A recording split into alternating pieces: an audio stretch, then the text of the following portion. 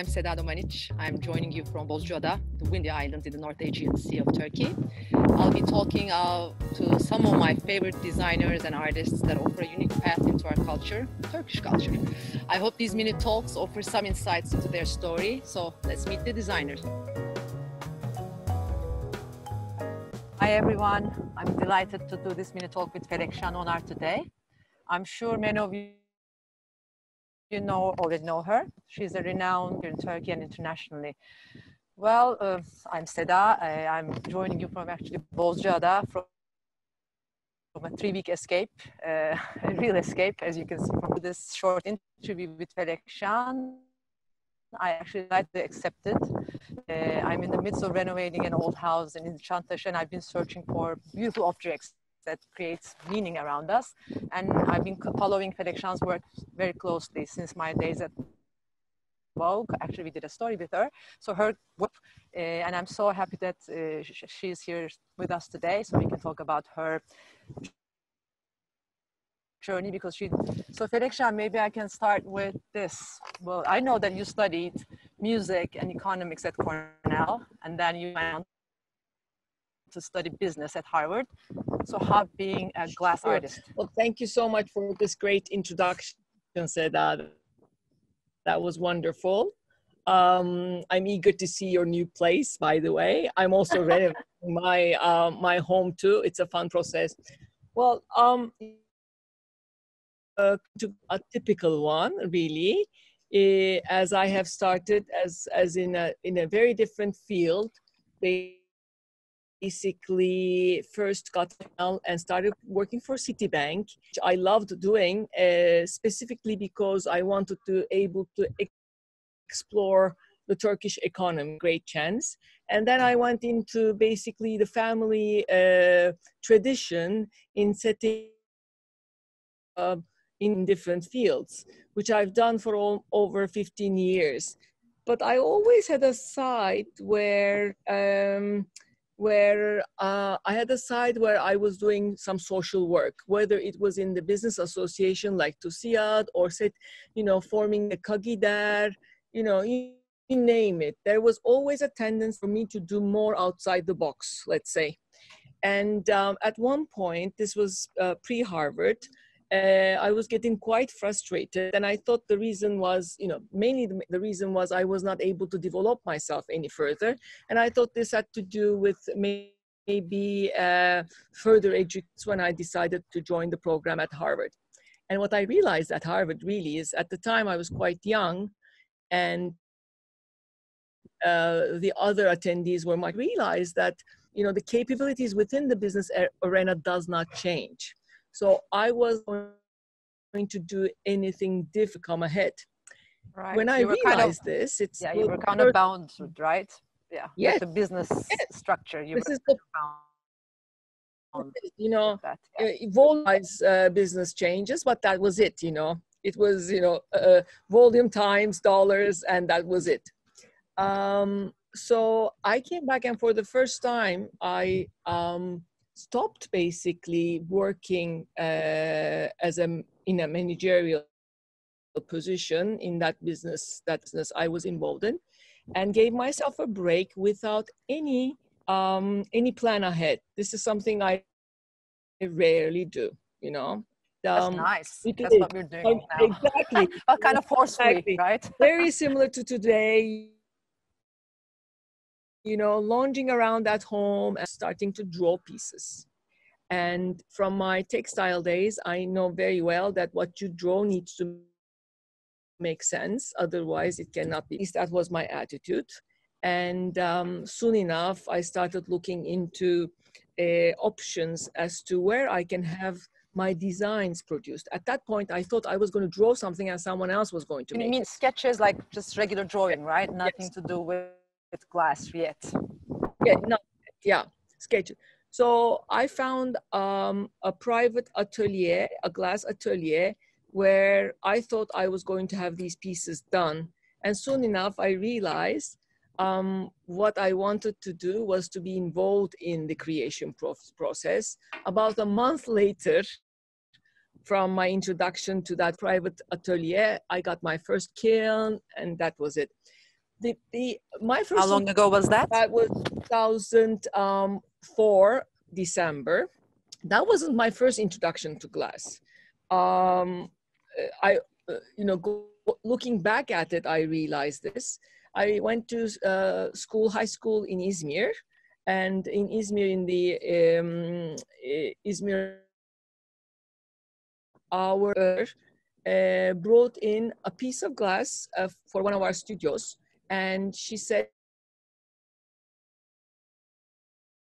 for that period, we were going glass. This, I must have been in 11th grade or so, and I was quite an academic student. I realized it gave me a peace in my mind, and I was able to concentrate on other things much better. So glass tendency with me, and I kept on painting glass throughout my high school years. But then I didn't touch glass up until 2004. A long break you took, and you came back to your, I think you kind of came back to your passion. Sometimes things find their way, right? They do. Yes. No matter where you go, you keep coming back to sometimes same passions or same interests. So I think that was your journey. But how did you turn this into, like, well, I don't want to say business, but at the same time it's a brand, and yeah. You are more than just an artist, because you are creating more functional objects at the same time. It's not just for the sake of art, but as I said, it's meaningful objects. That's right. Well, to start with, I intentionally only concentrated on art pieces. Whether we like it or not, glass is regarded as a material which can be decorative, and in the art world, that is a negative connotation. So I intentionally kept away from the decorative side of glass, but concentrated on glass as a form of art up until 2009. And by that time, I established myself as an artist. I had already shown work in Berlin. And your works were presented in the Victoria and Albert Museum. Yeah, but that is later. By 2008 and 9 is Pergamon Museum, and right after Berlin. That's right. And since I love creating anything that has to do with, as of 2009, I set up my glass studio and called it Fy-shan Glass Studio. Fy-shan is my nickname, since I have such a Fy-shan. So my first piece I had signed as Fy-shan because Felekşan doesn't fit, So naming it was very hard to pronounce. Easy. Yeah, it is true. By the way, can I make just a disclaimer, because it's just it feels so weird to speak to you in English, okay? But since for everyone that doesn't know us, we're both Turkish and we're speaking English. It kind of feels weird, but we're sticking with the brief, right? So Felekşan is the hard to pronounce Turkish name. I'm probably the only one who has this name. So even for people, it's a hard name. So from early age, my family called me Fy-shan, and that's what I named my brand. And 2009 is when I started making function. There is still a very sculptural side to these pieces, right? And all of them have story, artistic career, and there are themes that I concentrate on, and unless there's a specific reason for it, more than a couple of them. Right now, because of the lockdown, for the first time, I did set up but it's an interesting online shop because each of these pieces, there's only one of them. I saw it. Yeah. It is. Think of making an online shop because it didn't make sense to put up an online shop for just single pieces. But my online shop right now is as if you walk into my room in Para. So now these are two parallel, let's say, lives for me. There is the artistic side of me and there's the design side of me. And I must say they complement each other. both on creative as a commercial side. As an artist, I do not have the worry of thinking, who's going to be supporting me, whether that exhibition is going to be able to be purchased by a museum, because my other business, the commercial glass business, is really I sponsoring believe my that even that commercial, as you name it, it's a commercial business, but it still has so much art in it that it's kind of making your larger audiences. So I'm actually very sympathetic to functional arts or functional objects being seen as the part of the world. I know there are different views, like galleries or museums might have different ideas, but as a consumer of art, let's put it that way, and a lover of art, I just find that it needs to be more inclusive, and it needs to include a little bit of craftsmanship too. So yes, that's, yes, I think, yes, beautiful. thank you. But when I look at your work, I mean, I see your inspirations coming from the nature. You have so many animal sculptures. You have flower sculptures. But I still want to ask you, where do your wildest inspirations come from? Yeah, no. Well, I'm a Sagittarius, so I love being outdoors and I love traveling, and I'm lucky in Istanbul that I live in an area surrounded by a forest. So I spend a lot of time outdoor. I go riding. So a big portion of my inspiration is from the nature itself. My travels used to take me frequently to Africa. It's a place where I feel so comfortable.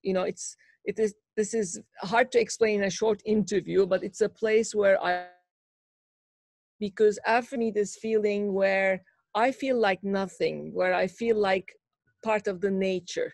Us human beings are no a leaf, no more important than the little bug. That's where I feel together.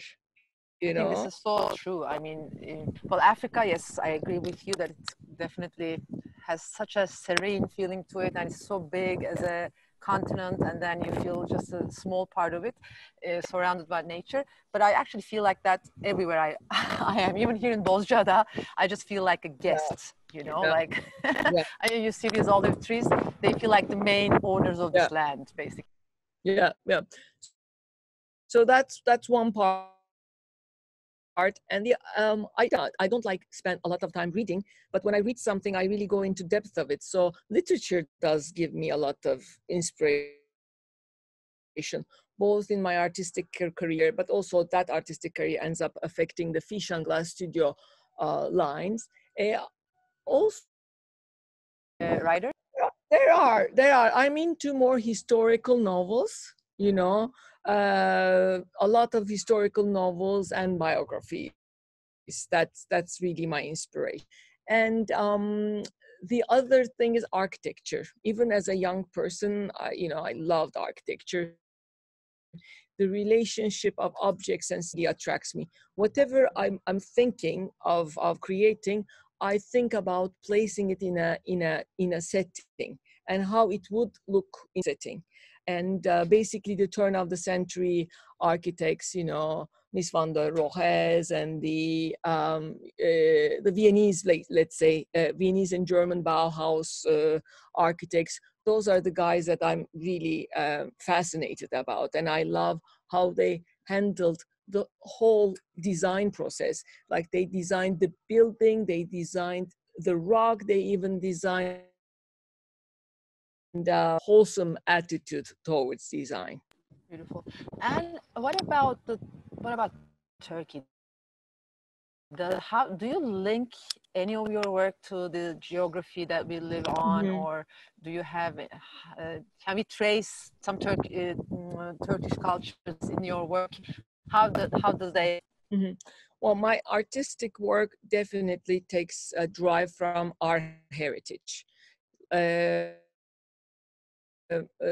Right now, there are two big series of work that I'm showing around. One is in Venice, and the other one is now after from after Victoria Albert, and now in Dresden. They both derive from our culture. My story in the historical in Venetians and Ottomans through glass. You know, these two powers fought over the commercial Mediterranean for centuries. But in the meantime, they were big trading partners, including glass. For that, I've glass bridges I'm in really Murano. into seeing them now. Yes, they're great. I really love them. I haven't been able to see them. Are they on display or? Yes, they are in display in Venice. Okay. I had a couple of them in Istanbul, but I no longer do. I also, while presenting them, I also the conference talking about this relationship, because people, you know, as a glass artist, I see myself a representation of this culture. My responsibility to represent the heritage, and why my glass is the way it is really explains me as a. So all this we were able to discuss in the conference. The second body of work that I'm showing now in Dresden is called Perched. Perch is a story which is familiar with many. It's the story of immigration, of population exchange, of Syrian refugees, you know, whatever named it. And that work was basically, it came to me because of the situation, but in form, it came to me by a book by Birds Without Wings by Louis de Bernier. His book, Birds Without Wings, Louis talks about the population exchange on the Aegean coast. So for our listeners who do not know much about our geography, for example, where you are right now in Bozcaada is one of the islands which was heavily populated by Greeks and Turks. Same where I grew up on the Aegean coast. At the time I was a child, there were not many Greeks, but there was a big Greek. What happened at the end of the First World War is, you know, countries decided to switch these populations. And, you know, just sending them people looking at a map is horrible. You know, we lose so much culture, we lose so much of the heritage. And that's what I see in the Syrian refugees right now. They are safe, let's say, in another country, but they looked perched. They don't know where to go, what to do. They have wings, but they cannot fly. Also thinking of what came of Damascus, beautiful cities, you know, beautiful cities, what are left off of them is very heartbreaking. This work is going to be shown starting 5th of September in Dresden in the Damascus room.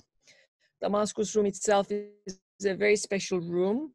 It was ordered by a German tradesman from Syria in 1897 or so, but it never fitted his home in Germany. It was too high for some reason. So it was packed, and they only opened it up in 1997. And since 1997, the restoration has been going on, and it's only this year the Damascus room is on its, you know, the walls and the roof and everything. Can you introduce us to your dogs? 6 of them. You have 6 of them? Okay, what are the names? Just a quick break. 6 of them.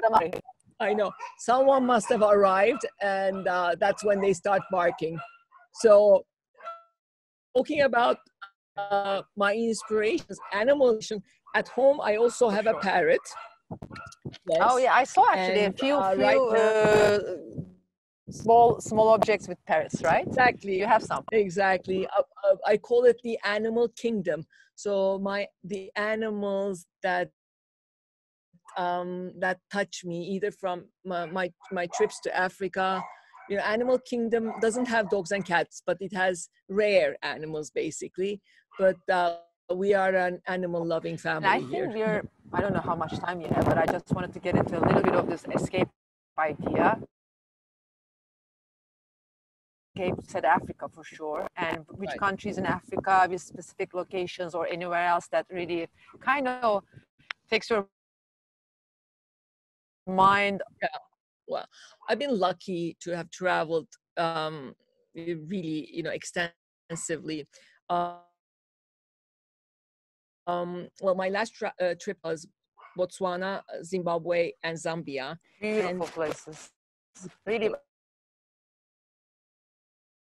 Especially Botswana, I think I've been. It was very, very stuck. yeah. What really blew my mind there was the Victoria Falls. Have you been there? The border of Zambia. I could not believe that.